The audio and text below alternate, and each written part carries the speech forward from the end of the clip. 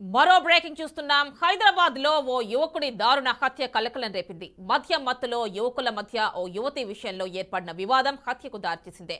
Rayadurgam police station పరిధిలోని టోలీ చౌకీలో నివాసం ఉండే విశాల్ సింగ్ గతంలో మణికొండలో నివాసం ఉండే యువతిని ప్రేమిస్తున్నానని వెంటపడ్డాడు. శుక్రవారం యువతి సోదరుడు శ్యామ్ విశాల్ సింగ్ కు ఫోన్ చేసిన మణికొండకు రమ్మన్నాడు.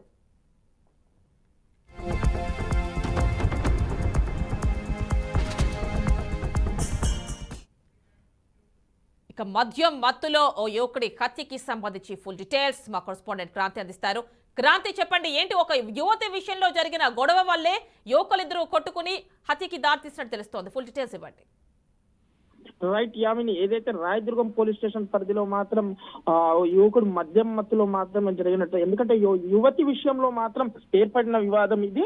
అయితే టోలీ చౌకీలో నివాసం ఉండే విశాల్ సింగ్ గతంలో మణికొండ నివాసంలో ఉండే యువతిని ప్రేమిస్తున్నానని వెంటపడ్డాడు.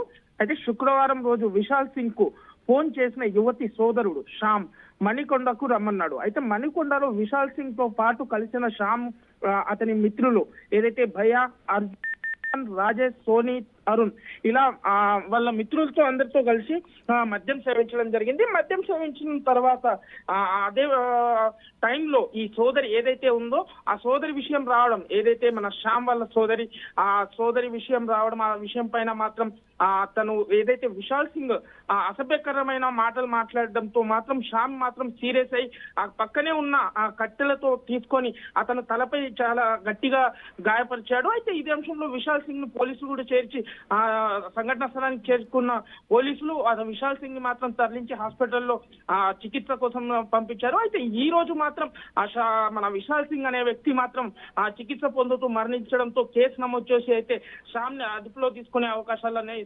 కనిపిస్తున్నాయి. Yamini. Right Kranti, thank you.